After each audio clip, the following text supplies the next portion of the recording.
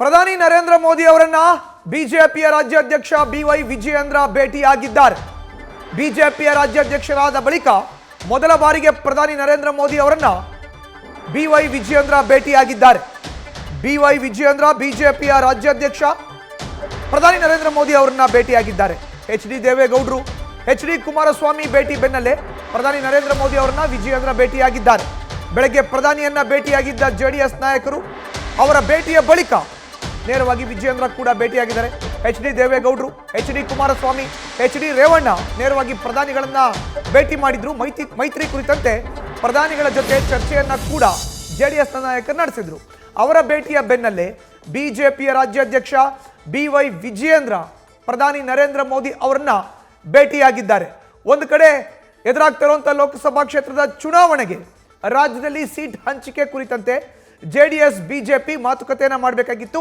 ಈ ನಿಟ್ಟಿನಲ್ಲಿ ಜೆಡಿಎಸ್ ನಾಯಕರು ಪ್ರಧಾನಿ ನರೇಂದ್ರ ಮೋದಿ ಅವರನ್ನ ಇವತ್ತು ಬೆಳಗ್ಗೆ ಭೇಟಿಯಾಗಿದ್ದಾರೆ. ಜೆಡಿಎಸ್ ನಾಯಕರ ಭೇಟಿಯ ಬಳಿಕ ಪ್ರಧಾನಿ ನರೇಂದ್ರ ಮೋದಿ ಅವರನ್ನ ಬಿಜೆಪಿಯ ರಾಜ್ಯಾಧ್ಯಕ್ಷರಾಗಿ ಆಯ್ಕೆಯಾದ ಬಳಿಕ ಇದೇ ಮೊದಲ ಬಾರಿಗೆ ಬಿವೈ ವಿಜಯೇಂದ್ರ ಅವರು ಭೇಟಿಯಾಗಿದ್ದಾರೆ. ಬೆಳಗ್ಗೆ ಜೆಡಿಎಸ್ ನಾಯಕರ ಭೇಟಿಯ ಬಳಿಕ ಪ್ರಧಾನಿ ನರೇಂದ್ರ ಮೋದಿ ಅವರನ್ನ ಭೇಟಿಯಾಗಿ ಅವರಿಗೆ ಅಭಿನಂದನೆಯನ್ನ ಬಿಜೆಪಿಯ ರಾಜ್ಯಾಧ್ಯಕ್ಷ ಬಿವೈ ವಿಜಯೇಂದ್ರ ಸಲ್ಲಿಸಿದ್ದಾರೆ. ನೇರವಾಗಿ ಇವತ್ತು ಬೆಳಗ್ಗೆ ಎಚ್ ಡಿ ದೇವೇಗೌಡರು, H D Kumaraswamy, H D Revanna ಅವರು, ಸಂಸದ ಪ್ರಜ್ವಲ್ ರೇವಣ್ಣ ಅವರ ಜೊತೆ ಪ್ರಧಾನಿ ನರೇಂದ್ರ ಮೋದಿ ಅವರನ್ನ ಭೇಟಿಯಾಗಿದ್ರು. ಜೆಡಿಎಸ್ ನಾಯಕರು ಲೋಕಸಭಾ ಕ್ಷೇತ್ರದ ಸೀಟು ಹಂಚಿಕೆ ಕುರಿತಂತೆ ಒಂದಷ್ಟು ಮಾತುಕತೆ ಆಗಬೇಕಾಗಿತ್ತು, ಚರ್ಚೆ ಆಗಬೇಕಾಗಿತ್ತು. ಈ ನಿಟ್ಟಿನಲ್ಲಿ ಭೇಟಿಯನ್ನ ಮಾಡಿದ್ರು ಪ್ರಧಾನಿ ನರೇಂದ್ರ ಮೋದಿ ಅವರನ್ನ. ಜೆಡಿಎಸ್ ನಾಯಕರು ಬಂದು ಪ್ರಧಾನಿ ನರೇಂದ್ರ ಮೋದಿ ಅವರ ಭೇಟಿಯಾದ ಬಳಿಕ ನೇರವಾಗಿ ಬಿಜೆಪಿಯ ರಾಜ್ಯಾಧ್ಯಕ್ಷ ಬಿವೈ ವಿಜಯೇಂದ್ರ ಅವರು ಪ್ರಧಾನಿ ನರೇಂದ್ರ ಮೋದಿ ಅವರನ್ನ ಭೇಟಿಯಾಗಿದ್ದಾರೆ. ಬಿಜೆಪಿಯ ರಾಜ್ಯಾಧ್ಯಕ್ಷರಾಗಿ ಆಯ್ಕೆಯಾದ ಬಳಿಕ ಇದೇ ಮೊದಲನೇ ಭೇಟಿ. ಹೆಚ್ಚಿನ ಡೀಟೇಲ್ಸ್ ನಮ್ಮ ಪ್ರತಿನಿಧಿ ಜಗದೀಶ್ ನೀಡ್ತಾರೆ. ನೇರ ಸಂಪರ್ಕಕ್ಕೆ ಜಾಯಿನ್ ಆಗಿದ್ದಾರೆ. ಜಗದೀಶ್, ಒಂದು ಕಡೆ ಜೆಡಿಎಸ್ ನಾಯಕರು ಸೀಟ್ ಹಂಚಿಕೆ ವಿಚಾರಕ್ಕೆ ಸಂಬಂಧಪಟ್ಟಂತೆ ಮಾತುಕತೆ ನಡೆಸಿದ ಬಳಿಕ ಪ್ರಧಾನಿ ನರೇಂದ್ರ ಮೋದಿ ಅವರನ್ನ ಬಿವೈ ವಿಜಯೇಂದ್ರ ಭೇಟಿಯಾಗಿರುವಂತದ್ದು. ಜಗದೀಶ್,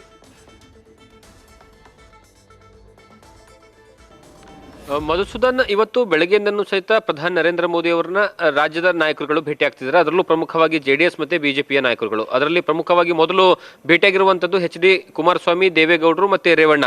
ಈ ಮೂರು ಜನ ಹೋಗಿ ಮೊದಲು ಭೇಟಿ ಆಗ್ತಾರೆ. ತದನಂತರ ಕೇವಲ ದೇವೇಗೌಡರು ಮತ್ತೆ ಕುಮಾರಸ್ವಾಮಿ ಮಾತ್ರ ಕೂತ್ಕೊಂಡು ಪ್ರಧಾನಿ ನರೇಂದ್ರ ಮೋದಿ ಅವರ ಜೊತೆಗೆ ರಾಜಕೀಯ ವಿಚಾರಗಳನ್ನ ಚರ್ಚೆ ಮಾಡುವಂತಹ ಕೆಲಸವನ್ನ ಮಾಡ್ತಾರೆ. ಸುಮಾರು 15ರಿಂದ 20 ನಿಮಿಷಗಳ ಕಾಲ ರಾಜಕೀಯ ವಿಚಾರಗಳು ಚರ್ಚೆ ಆಗಿದ್ದಾವೆ.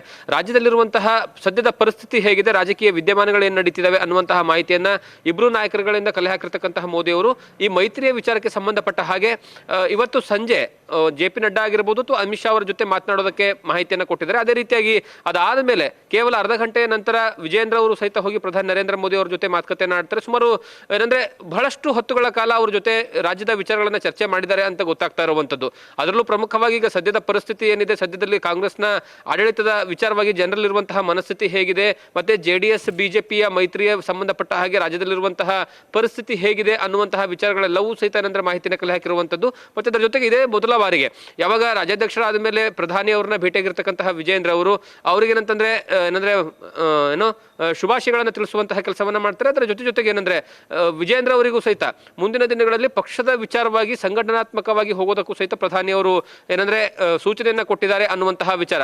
ಅದರ ಜೊತೆಗೆ ಮೈತ್ರಿಯ ವಿಚಾರವಾಗಿ ಚರ್ಚೆನ ಮಾಡ್ತಿರ್ತಕ್ಕಂತಹ ಸಂದರ್ಭದಲ್ಲಿ ಏನಂದ್ರೆ ನೇರವಾಗಿ ಅಮಿತ್ ಶಾ ಅವರ ಜೊತೆಗೆ ಚರ್ಚೆ ಮಾಡೋದಕ್ಕೆ ಹೇಳಿದ್ದಾರೆ ಅನ್ನುವಂತಹ ಮಾಹಿತಿ ಗೊತ್ತಾಗ್ತಾ ಇದೆ. ಹಾಗಾಗಿ ಇವತ್ತಿನ ಪ್ರಧಾನಿಯವರ ಇಬ್ರು ನಾಯಕರುಗಳ ಭೇಟಿ ಏನಂದ್ರೆ ಮಾಹಿತಿಯನ್ನ ಕಲೆ ಹಾಕುವಂತಹ ಕೆಲಸವನ್ನ ಪ್ರಧಾನಿಯವರು ಮಾಡಿದ್ದಾರೆ. ಮತ್ತೆ ಮುಂದಿನ ದಿನಗಳಲ್ಲಿ ಹೋರಾಟದ ಬಗ್ಗೆ ಹೆಚ್ಚಿನ ಮಹತ್ವವನ್ನು ಕೊಡಬೇಕು ಅಂತ ಹೇಳಿದ್ದಾರೆ. ಈಗ ಎರಡೂ ಪಕ್ಷಗಳು, ಒಂದು ಜೆಡಿಎಸ್ ಮತ್ತೆ ಬಿಜೆಪಿ, ಎರಡೂ ಪಕ್ಷಗಳು ಒಗ್ಗಟ್ಟಾಗಿ ಕಾಂಗ್ರೆಸ್ನ ಆಡಳಿತದ ವಿರೋಧ ವಿಚಾರಗಳನ್ನೇನಂತಂದ್ರೆ ಮೆನ್ಷನ್ ಮಾಡ್ತಾ ಹೋಗಬೇಕು. ಜನರಿಗೆ ಕೇಂದ್ರ ಸರ್ಕಾರದ ಯೋಜನೆಗಳನ್ನ ಆದಷ್ಟು ಏನಂತಂದ್ರೆ ತಲುಪಿಸುವಂತಹ ಕೆಲಸವನ್ನ ಮಾಡಬೇಕು. ಮತ್ತೆ ಅದರಲ್ಲಿ ಹೆಚ್ಚಿಗೆ ಜನರಿಗೆ ಅರಿವು ಮೂಡಿಸುವಂತಹ ಕೆಲಸವನ್ನ ಮಾಡಬೇಕು ಅನ್ನುವಂತಹ ವಿಚಾರಗಳನ್ನ ಹೇಳಿದ್ದಾರೆ. ಅದರ ಜೊತೆಗೆ ರಾಜಕೀಯವಾಗಿ ಯಾವ ರೀತಿಯಾಗಿ ಹೊಂದಾಣಿಕೆಯನ್ನ ಮಾಡ್ಕೋಬೇಕು, ಎಷ್ಟು ಸೀಟ್ಗಳನ್ನ ಹೊಂದಾಣಿಕೆಯನ್ನ ಮಾಡ್ಕೊಳ್ಬೇಕು, ಎಷ್ಟು ಸೀಟು ಜೆಡಿಎಸ್ ಗೆ ಬಿಟ್ಕೊಡ್ಬೇಕು, ಮತ್ತೆ ಗೆಲ್ಲುವಂತಹ ಕ್ಷೇತ್ರ ಮಾನದಂಡಗಳನ್ನ ಇಟ್ಕೊಂಡು ಮಾತ್ರ ಈ ಬಾರಿಯ ಚುನಾವಣೆಗೆ ಎಲ್ಲಾ ರೀತಿಯ ತಯಾರಿಗಳನ್ನ ಮಾಡ್ಕೊಳ್ಬೇಕು ಅನ್ನುವಂತಹ ವಿಚಾರವನ್ನ ಹೇಳಿದ್ದಾರೆ. ಅದರ ಜೊತೆಗೆ ಏನಂತಂದ್ರೆ ಇವತ್ತು ಸಂಜೆ ನಡೆಯುವಂತಹ ಸಭೆಯ ಸಂದರ್ಭದ ವಿಚಾರಗಳನ್ನು ಸಹಿತ ಕೆಲವೊಂದು ಚರ್ಚೆ ಆಗಿದೆ ಅಂತ ಸಹಿತ ಗೊತ್ತಾಗ್ತಾ ಇರುವಂತದ್ದು. ಮಧುಸೂದನ್, ಧನ್ಯವಾದ ಜಗದೀಶ್ ನಿಮ್ಮ ಮಾಹಿತಿಗೆ. ನ್ಯೂಸ್ ಫಸ್ಟ್, ನಿರ್ಭೀತಿಯಿಂದ ನಿಮ್ಮ ಪರವಾಗಿ.